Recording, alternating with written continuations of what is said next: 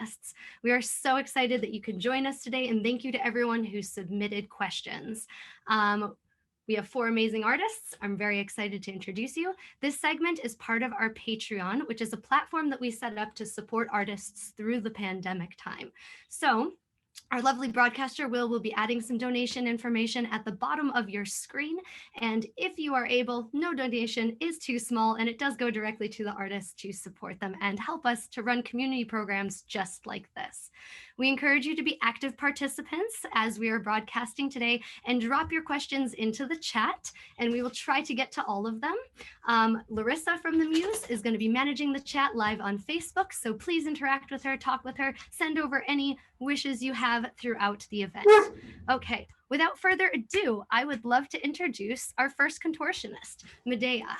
Her career began as in the city as a dancer, and 2 years as a trainee with the Joffrey Ballet of Chicago.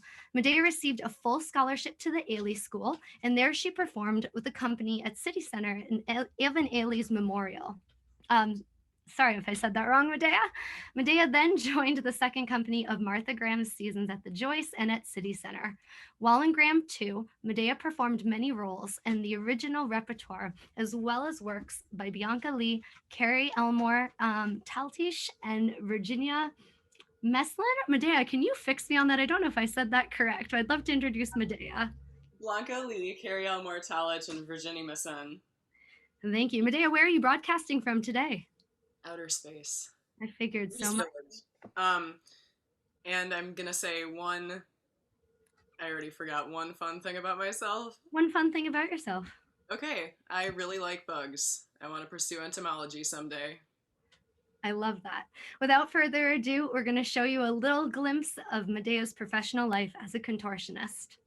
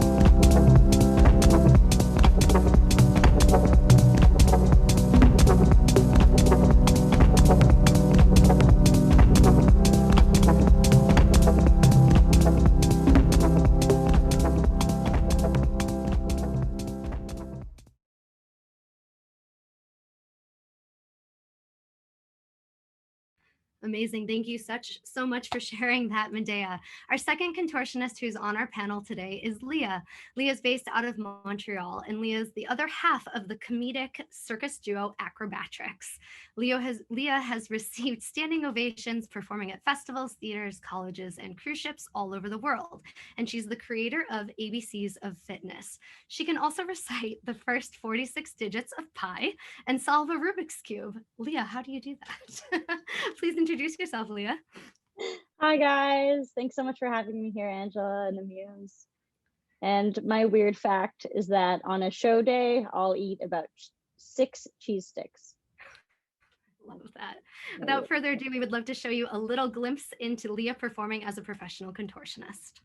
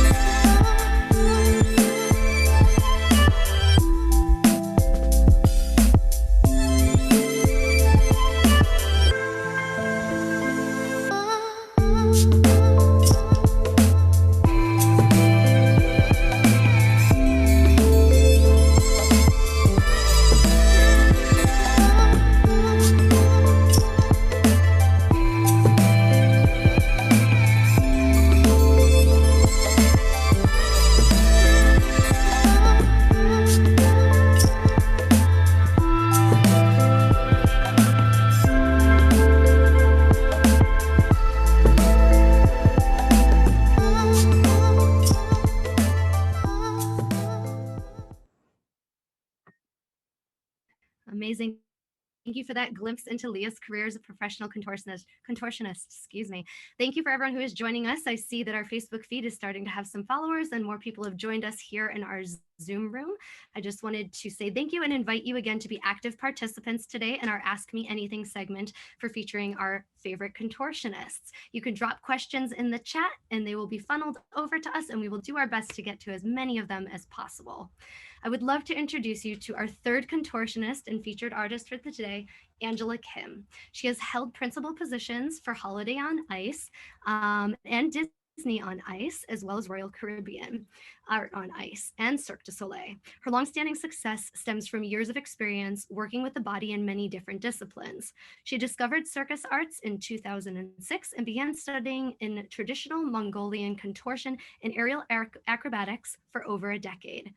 After several years, she began to mix circus with figure skating, putting her on the map all over the world as one of the few pioneering skaters to mix disciplines. Angela, I would love for you to wave and say hello. Hello, everybody. Thanks for having me. Well, interesting fact about me, I started circus at 27, so I'm a late bloomer. That is amazing.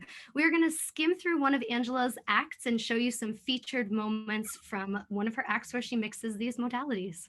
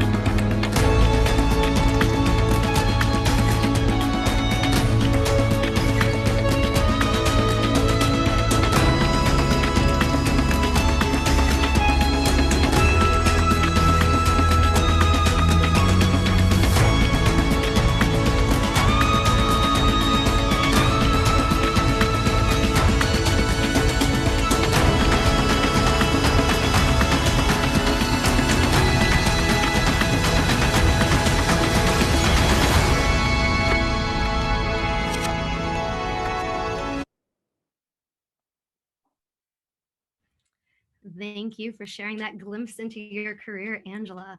Our fourth and final panel member is Tori. I'm very excited to introduce Tori Ashley to you, aka Contortion.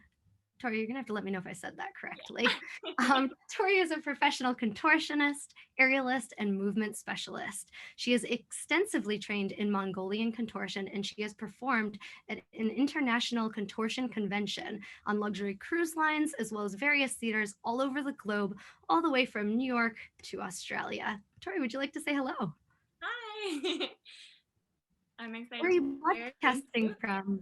I'm from New Jersey. I'm broadcasting from. Awesome. All right, let's take a glimpse at Tori performing.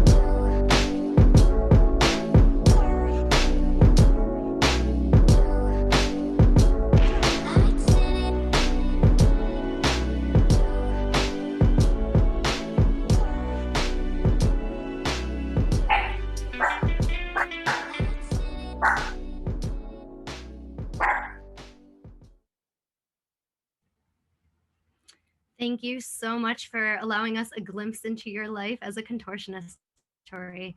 All right, we are ready to begin our questions for contortionists. If you have a specific question for one of the four contortionists specifically, please include their name in the question. Otherwise, we're going to open it up to the full panel, and some will choose to answer it, some will choose not, and we're going to try to get through as many as possible. So for our contortionists, the first question that we have in is from Brendan. Were you born that flexible? And how did you realize that you might have been more flexible than average? Medea, let's start with you. I actually didn't know that I was capable of like opening my shoulders or bending that far back until I was 27. So I started practicing contortion when I was 27, and I was not born that bendy. It took like a lot of muscle to get, like, I have to warm up to get my back to like go. It's like a very like high effort thing. It's not yeah, I was not born that flexible. Any other contortionists want to take a stab at that one? Leah, we'll jump to you. I'm sure the rest of the girls agree, we get this question a lot. And personally, I started when I was very young, and I started training contortion when I was about 12. But I do know that if I stop training, I will get less flexible. So it definitely helped that I started younger, but I am not hypermobile naturally. I do not have EDNS. I am not naturally as lubricated as some other contortionists are, who can just kind of like bloop, fluff out into it. Tori, did you have something to add to this? Yeah, so same. I grew up dancing, so we never really did. I was naturally had like a little bit of naturally had a little bit of flexibility in my back. Not like anywhere where I am today, but naturally. So when we would do port de bras at the bar and stuff, they would always be like, no, stop bending that much. And I would get really sad because all I wanted to do was bend. And then I was like, well, so then later on, like 21, or I was transitioned into more contortion and circus, and I felt more liberated. And then I really started to train, and my flexibility did, go from like middle to like a lot, much more substantially flexible. So yeah, it just, you can be born with it or not born with it, but it's just the work that you put in that really counts. So yeah. Amazing. All right, Angela, do you want to add to it? Oh yeah, I just want to piggyback on everybody else. I think that all of us worked really hard to get where we're at, and it's not necessarily naturally we just get out of bed and fold in half. But a lot of this too is technique. So if you have a really good coach and you do it, it can be done in a very safe way, even if you are not naturally flexible with some kind of genetic predisposition. So yeah, I agree with everybody. It's not one or the other. It's a lot of hard work involved. Amazing. Thank you all. This kind of segues nicely into our next question from Keaton. How many hours a week do you train to maintain, or do you need to train more hours a week to progress? Everyone, you can't see in the Zoom room for all of our people on broadcast, but all of the contortionists are nodding their heads right now. Who would like to take a stab at this one? I'll go ahead. Leah? Yeah, my training schedule varies greatly on where I am during the year and what I'm currently working on. When I do Renaissance festivals, I'm performing all day Saturday and all day Sunday. And those are very long, exhausting days. So I definitely take Friday and Monday off completely. Usually I try to get a maintenance day in, usually on a Wednesday or a Tuesday, I'll do some stretching. But during my performance season, I'm not trying to progress. It's very rare that I'm working on something that I can't already do.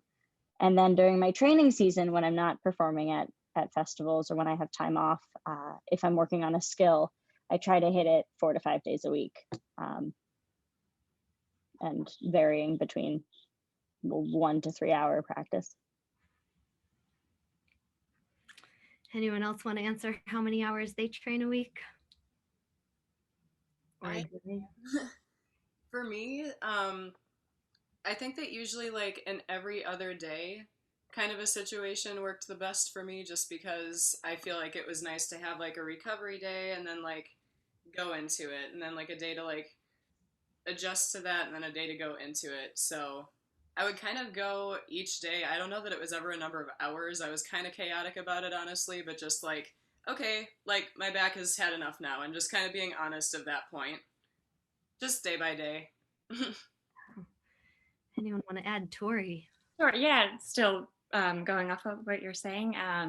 Yeah, I think it's important to listen to your body. Every day is different. Every week, month is different.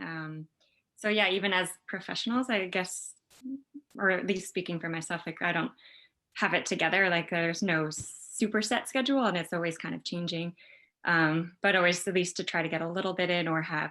Sometimes I do like the day on, day off, or try to do like a day of conditioning, a day of like more flexibility training. So like one is more just handstands and conditioning, and then the next day will be like more just patient bending and just holding things more so. So kind of like in that realm.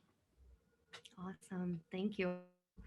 Our next question is from Ashley, and she asks, are some positions scary?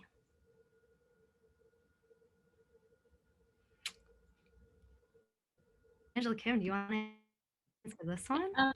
Yeah, no, I have opinions on that. I think it's all subjective, of course, but it's like anything, I think, in circus, the skill should be, learning a skill should be somewhat easy in the sense that if you condition for it, you're prepped for to do the actual skill.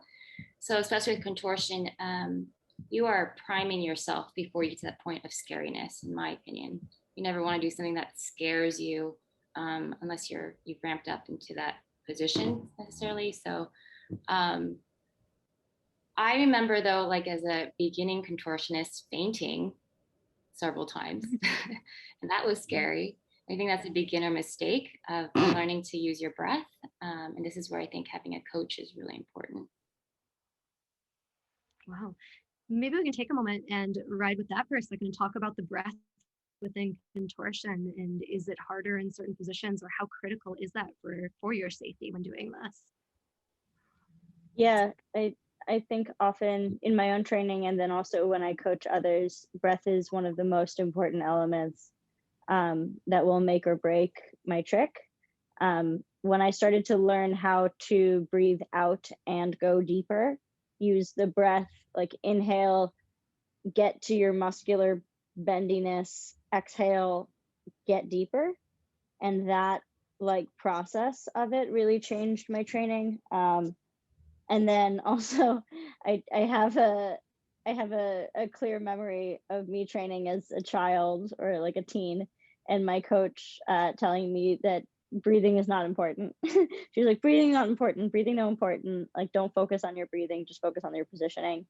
And in a way that did help me, because I wasn't thinking about gasping for air or getting my breath or how do I breathe, or like just letting the position happen and trying to create shallow breath really helped me. So I don't think she meant breathing is not important, but where your mind is shouldn't be, I need more air, I need to gasp, I need to inhale sharply in this moment. Anyone else want to say anything on that? Or Medea?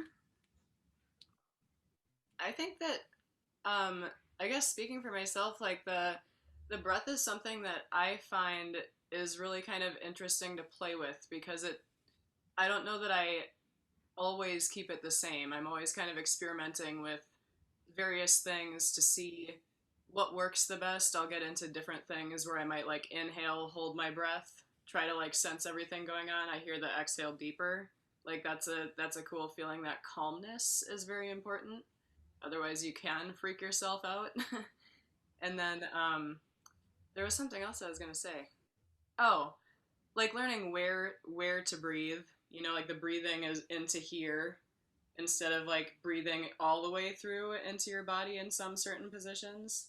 And then also teaching has helped me to figure out breath, because having to talk in like a waterfall is kind of an interesting process. And then you're like, oh, okay, I guess you can breathe like a normal human being in some of these. Tori, you had something to add.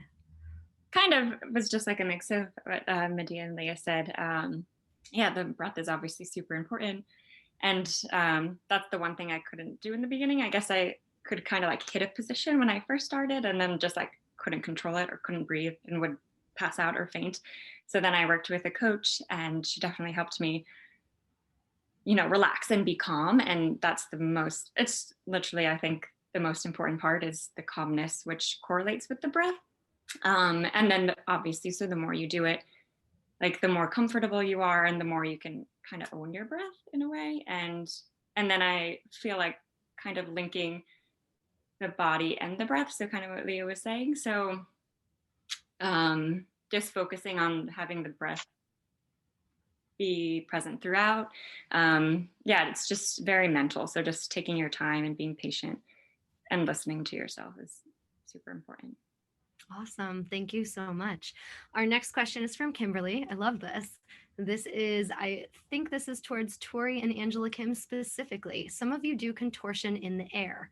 Does that add an extra challenge? And then what are the biggest differences from contorting in the air versus contorting on the ground?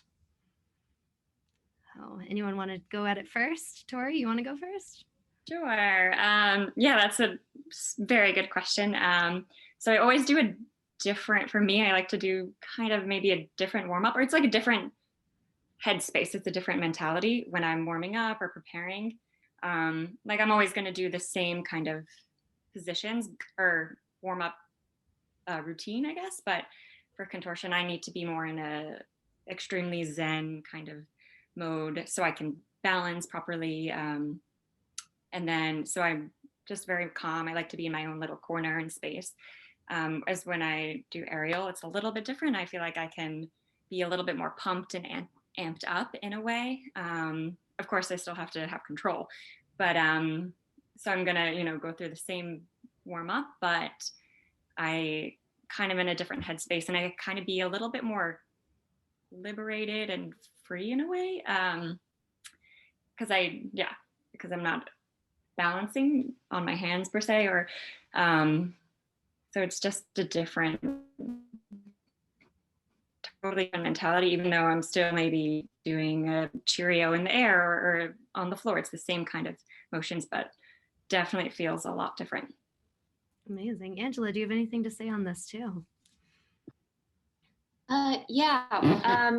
I love the answer Tori gave. I think it kind of brings me back to like your nervous system, kind of prepping yourself for whatever apparatus you're in. And of course, it is different, but at the same time, you both need stability, regardless if you're on the floor or not, but more so in the air, obviously, to keep your strength.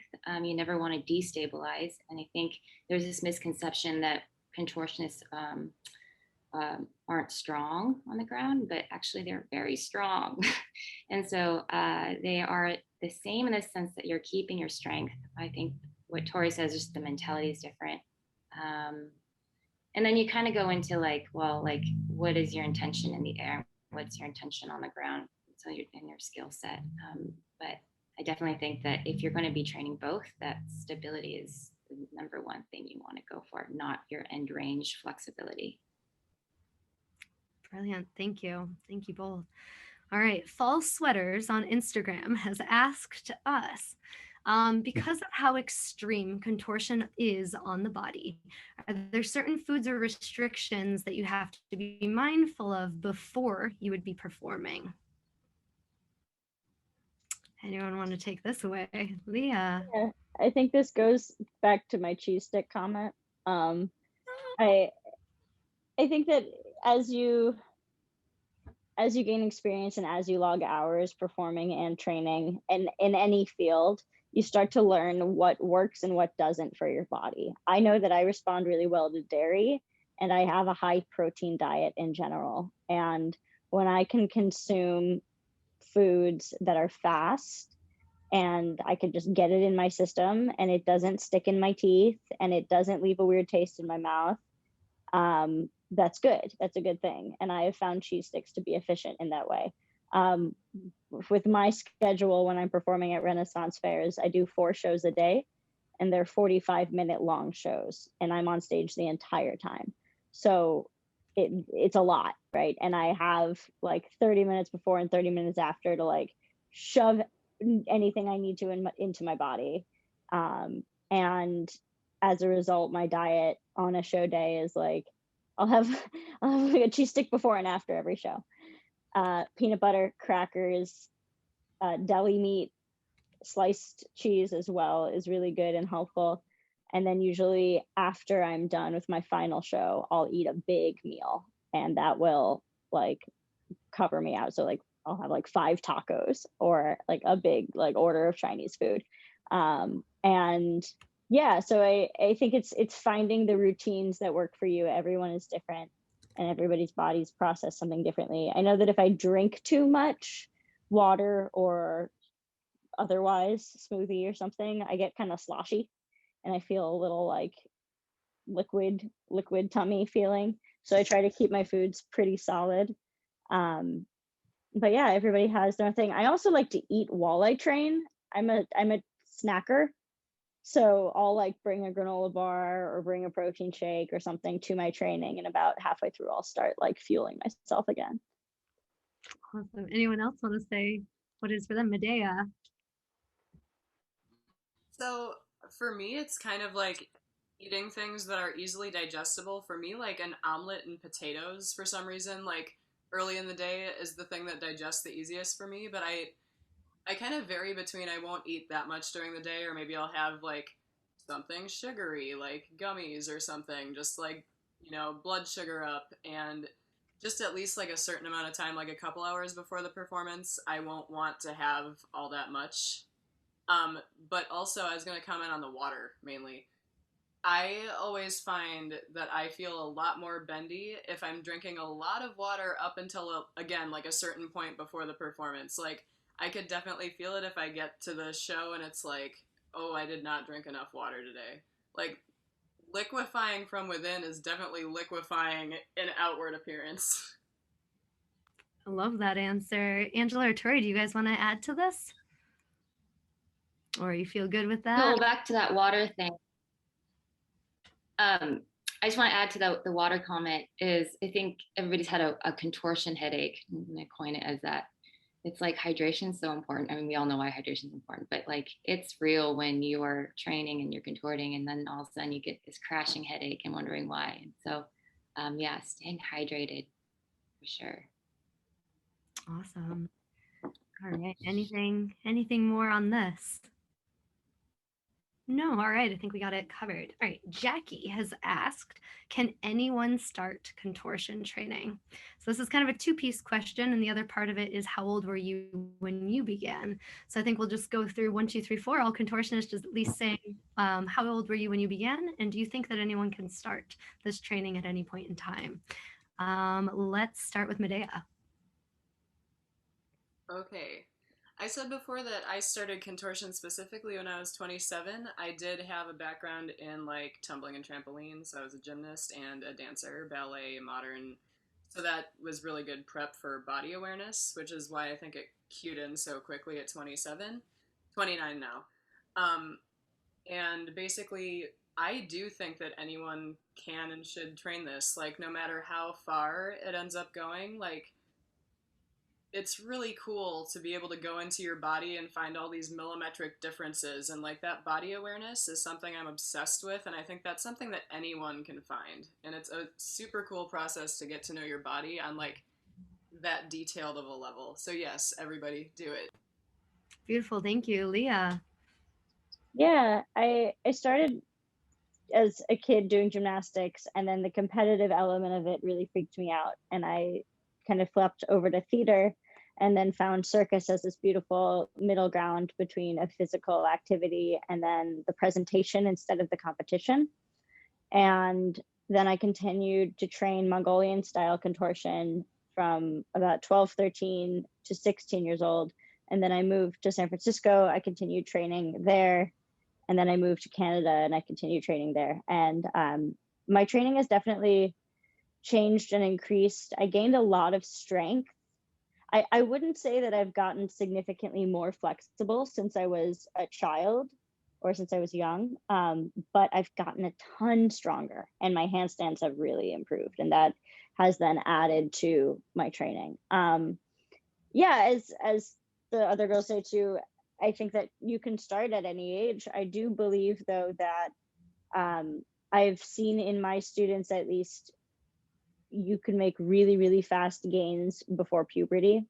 If you start before you're done growing, I've seen 9, 10, 11-year olds really progress very quickly and take the push really well and recover from injury very fast. And your body's just a little more supple. But that being said, I've seen people in their late 20s and 30s really find so much joy and progress with contortion as well. But like anything, if you don't practice often, you're not going to get better. So no matter how old you are, it takes logging the hours. Awesome. Thank you. Angela, how old were you when you started? And can anyone train? Yeah, I started at 27. And I remember walking to a circus gym and I asked a coach, who's old school Chinese coach. I was like, I want to be a contortionist. And he laughed at me and he says, money downriver, hips like horse, and like walked away. I was like, oh my gosh, like maybe I can't do this. And then I found a really wonderful coach. Her name's Searchma Biamba. If you guys are online, she's, yes, queen.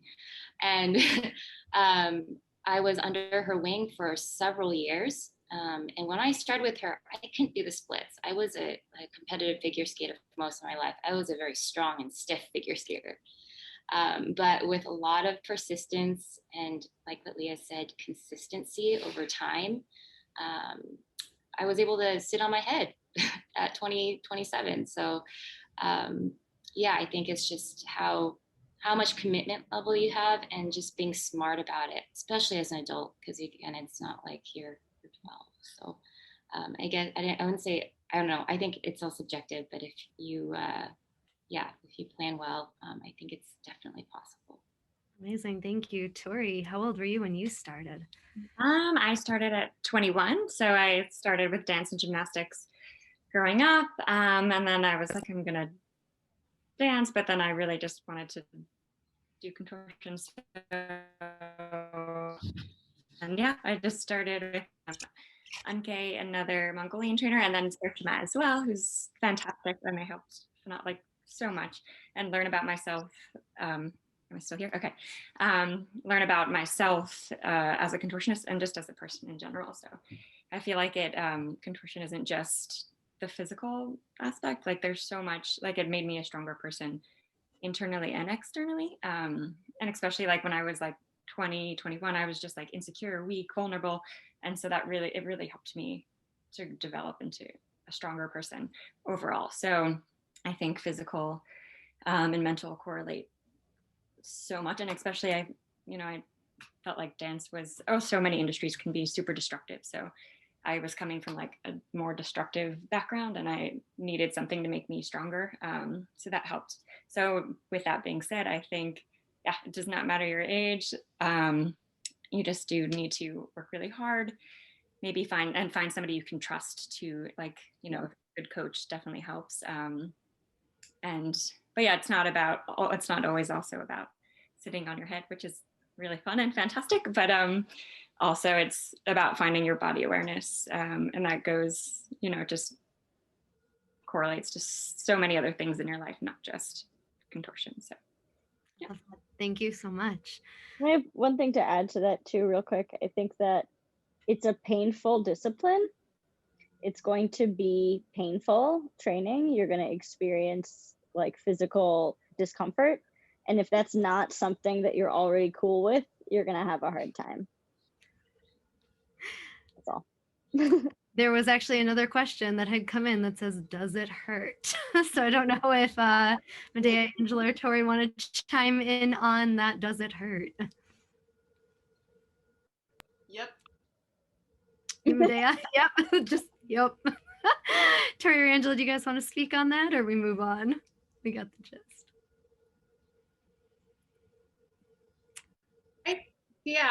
I think I got the gist. Okay.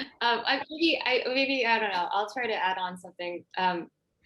Well, it's again, it's like pain is subjective. We all have different window of tolerance for pain. And it's like anything, not even in contortion, but just physical training, like it is uncomfortable. So if you're the type of person like who just really loves to like, that intensity level, to really challenge yourself, it is for you. But if you don't like to have that kind of uncomfortable intensity, maybe not for you. Fair. Thank you. Medea, you have another? Well, and that reminded me, playing off of what Angela just said. A lot of us, like, as humans slash circus people, like, you find that different people have different pains that are like, cool. It's like, that's cool. And, like, I know that for me, like, yeah, my first thing to say was yup. To expand just a little bit, like, I like it. That's, it's like a pain that I jive with. Sounds weird, but that just is what it is. No, I think that makes a lot of sense. And there's a difference between this isn't right, ow, alarm bells, panic mode, uncomfort. Like if you like close your finger in a door, or you're feeling like a sharp pain.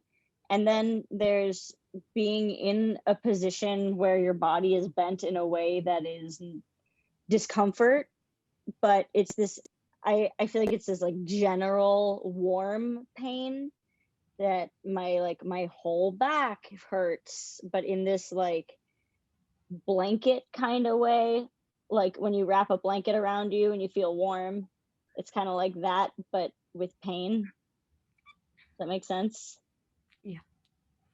Yeah, thank you. I think it's really important to differentiate the pain that's okay to work through and the pain that's not okay to work through, and that difference. And it's true. From running the circus school, I see people who cannot stand silk spurns. Like that pain is not tolerable to them, but they're willing to get bruised and beat up on a trapeze or a lyra. So everyone has a different thing that is okay and acceptable to their body. And I think it's really important to tune into your nervous system and always be listening.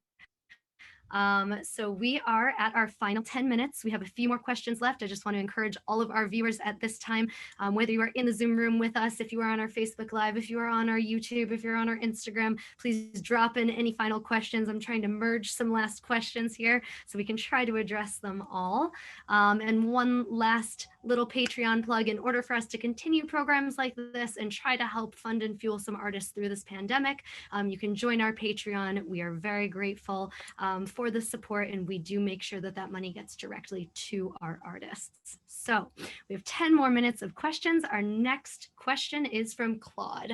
Claude asks, how do you use this in your everyday life? Someone has to have some funny story where contortionists come oddly in handy. Perhaps. Everyone's thinking. Or does it come in handy in your everyday life? I mean, it's like definitely easier for me to shave my legs in the shower. I can like get it up there and be like, all right, let's deal with this, That's awesome. Any other contortion conveniences? Or even just like traveling and like sitting on a squish plane or in a car, like you could just like throw a leg up or like, go into like a little awkward position, but it feels so much better than just like being cramped, just in a normal seated position. So, I mean, it helps in that traveling in cramped places. So that is awesome. What is the smallest or weirdest position you have ever gotten into? Everyone's thinking. I fit myself in a box in my show. It's like 23 by 20 by 23. So it's pretty small, plexiglass. I know that's my maximum or my minimum space that I can fill. I sent someone a chest stand picture of this one. You all know what I'm talking about. And it took this person a while to find me. They thought I was a table, like piece of furniture. Wow. All right. For each of you, this is a question for each of you. We'll do it a real rapid fire. What is the most bendy area of your body? Some people are back benders, some people have more hip flexibility, shoulder, some are forward benders. Where is your strength as a contortionist? Let's start with Medea. Kind of changes sometimes, but I guess mainly shoulders. Shoulders. And Leah. Back bender, lower back. Awesome. Angela. I don't know. I think my mid lower back. And Tori. I would say back, like upper back, thoracic spine, kind of. Awesome. All right. Casey has asked us, what was your favorite performance and why? Any takers? I really love performing at the New York Renaissance Fair. It's a contract we do normally every year, and the audiences are just awesome. They just know how to watch a show. They're really trained to be ready for live entertainment, but also it's a festival, so they're drinking and having fun with their family, and it's just such a good vibe. I can chime in. Yeah, please, Medea. So I've had, I guess, two things come to mind. So at least for circus, Burning Man was really cool. That was an experience where you just kind of got to be, and people would, like Leah's saying about the festival vibe, people would be very free to just kind of go up to you and tell you exactly how it affected them or exactly what they thought, which was a neat experience because a lot of people after a show tend to be like, kind of like a little bit maybe shy to talk, and it was really cool to not have that. And then another one was I did, it was like an improvisational hand balancing dance contortion blend that I did in Mexico with Constellation Moving Company. And it was really one of those performances, like, I just felt like I could give, like I just could share with everyone and not perform. I don't like to perform. Times when I can just be. Great. Angela or Tori, do you have a favorite performance you want to share? I just felt really inspired by what Medea said. I want to kind of go off what she just said. I wouldn't say I have one specific performance, but I think the ones like the top 10, I'd say, all had this thread of what Medea said, is that you're sharing yourself, and it's not like a performance in the sense that you are disconnected from the audience and you are showing them something. It's more like you are with them and you are vulnerable and you are saying something, or just kind of being able to be honest on stage and present, like a very sharp presence, actually. So, yeah, those are the performances that I chase, and that kind of keeps me going. I love that. Thank you. Anything last here? Yeah, kind of the same. I think it's when you ever see, like, sometimes there's just like a really cute kid in the audience, like spinning in circles or kind of just like imitating you, and it's just the coolest thing ever. So like that's happened like a few times, and like that's just priceless and so awesome to see. I love that. All right. Our next question comes in from Sari. Can you explain the differences in style? I heard that some of you have studied Mongolian contortion, for example, but what other kinds of contortion is there? And what are some of the differences? Can I chime in on that? I mean, I don't know all the answers, but I'll give just my experience, because I've thought about this as well. But for instance, something that I think is really great about Mongolian contortion is that it's very slow, and it's a lot of hand balancing and upper back, and less about folding necessarily, but more about technique.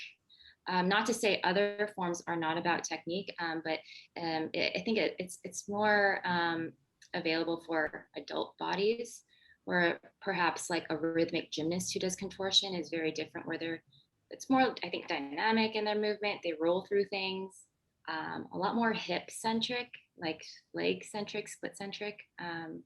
So yeah, I think that there are different types. I wouldn't say that like they're all very, they're not mutually exclusive in a sense, but you can tell when you watch a contortionist, kind of maybe where their background comes from. That's my 2 cents. Thank you. Yeah. I definitely agree 100% with that. I've trained a few different techniques from a few different coaches from different backgrounds, and I found Mongolian contortion to be the most, I feel less like a destroyed noodle at the end of it. I think there's more active flexibility, there's more musculature. Like Angela said, it's slow. Or I found that Russian technique, like she said, with rhythmic gymnastics is harder and faster. I've also found that's just how and where your coach puts their hands on you is very different. A Mongolian coach might not touch you as much, or if they do, it's kind of this like tappy spotty stuff, where I found that Chinese coaching is like I'm gonna put you there and you're gonna stay there and you're gonna hold there and that's where you're gonna be. And that is effective in one way or the other, but I've also found it's a little intense sometimes for adult bodies that are done growing. And then that's pretty much most of it. Awesome. Anything else on that, Tori? Yeah, I agree. Definitely. I relate to Mongolian contortion the most. I think it clicks for me because I think it's all about patience, and that's super important. And I had my coach would always say it wouldn't be like aggressive kind of pushes. It would just be kind of like little, very like tangible and touching, so I could know exactly where I need to activate. And it's like you could really feel the like relationship between coach and student, because and like one time especially when I didn't really know how to breathe in the beginning, like she would not push me until she was like, nope, you have to breathe. I'm not going to push you until you breathe, but like in just such a calm tone she would speak, and that also really helps. Yeah, it's just very calm, patient, and things. And also, and she would always say like, find your happy medium. So you never want to like be too strong and like tense, but you never want to be completely limp noodle. You have to be somewhere in the middle. So like always find your happy medium, and have like the breath flow through you, and that's always really helped. So amazing. Thank you all. So we are down to our final 2 questions. The first one is, have you ever surprised yourself and did something that you did not know was possible or thought that you couldn't do and then ended up being able to do it? Everyone's smiling, thinking, nodding. Medea. I guess with what I was saying earlier about getting a later start and having a lot of experience with my body but not knowing where it went, I love to do contortion because it shocks me every day. So I guess that's almost every day something would happen where I'd be like, oh, I did not know I could do that. And it's really neat to be able to keep doing that as you get older, you know? I love that. Anyone else? Let's jump. Oh, go ahead, Leah. I was just gonna say, I think I set a goal for myself to get a contortion push-up, not really feeling confident that I could get it. But it was definitely something that took the longest to learn, and then I did eventually achieve the ability to do it. Have since lost it because I haven't trained it, but it's cool, not feeling guilty about it. But that was definitely something I was like, I'll never be able to do that. And then after a whole lot of work, it happened. There you are. So that was cool. I love it. Perfect. All right. Our last and final question is, does it make you feel a little bit like a superhuman when you are doing something very extraordinary and are in this extraordinary position? That could be any position. You know, it's funny. You would think so, and maybe like from somebody who's never really seen a contortionist work, it's really kind of awe-inspiring or interesting. But because we're so immersed in what we do, I don't know. For me, at least, I never really think that. I just think it's just part of my daily thing, or something that's very common. But yes, I guess that's kind of the magic of circus. Medea.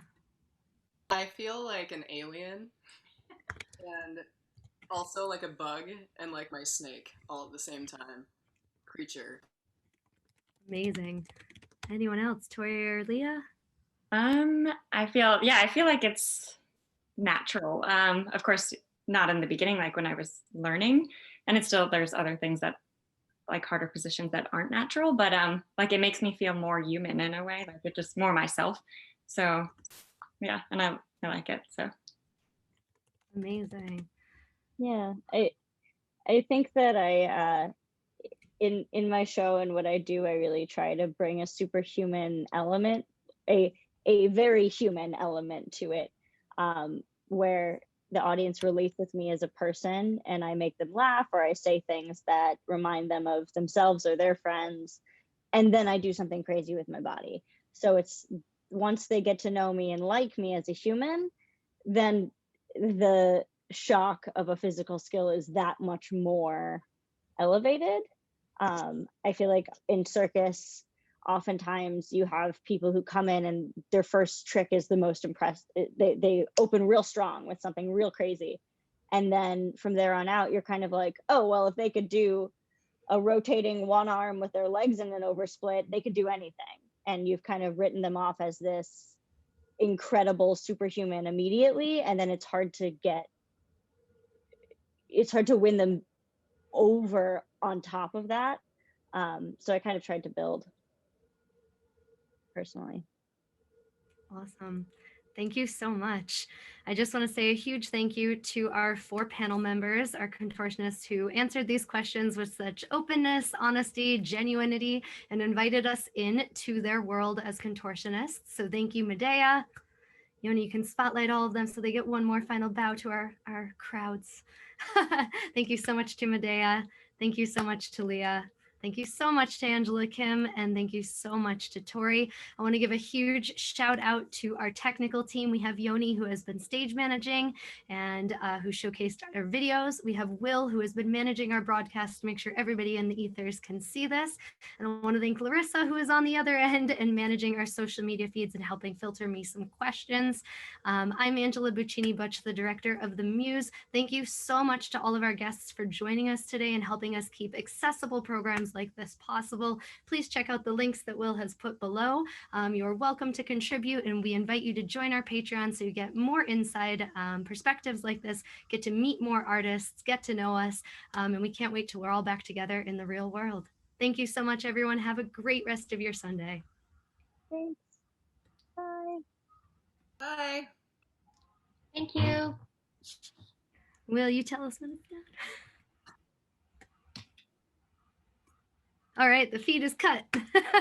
So now we can talk. Well, the feed is still going, but without without us live. Thank you all so much for coming. Thank you for having you. Yeah. Ooh, this tech stuff in the beginning, Will, I was like shaking when we couldn't get it.